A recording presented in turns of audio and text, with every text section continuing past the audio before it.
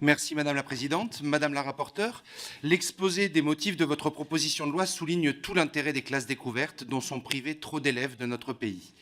J'ai pris suffisamment souvent la parole à ce sujet pour que vous ignoriez à quel point je partage ce constat et l'objectif de cette proposition de loi. Instituteur, j'ai organisé une classe de découverte chaque année lorsque j'étais en responsabilité de classe. Mesurons l'engagement que cela représente. Il s'agit de construire le projet éducatif et pédagogique, de travailler de concert avec la structure d'accueil, de rencontrer et de convaincre les familles.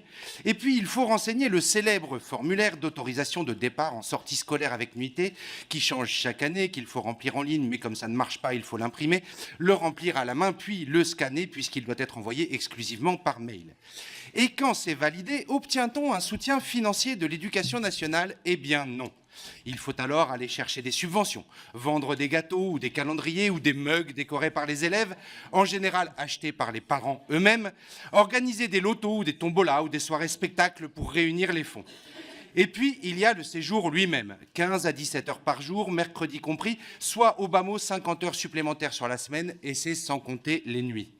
Ce texte, qui propose de créer un fonds de soutien au départ et de reconnaître le travail invisible des enseignants, va donc dans le bon sens. Mais il présente, à mes yeux, un certain nombre de défauts. Tout d'abord, il n'indique rien sur la part de financement restant à la charge des familles, ce qui constitue le premier frein au départ des élèves.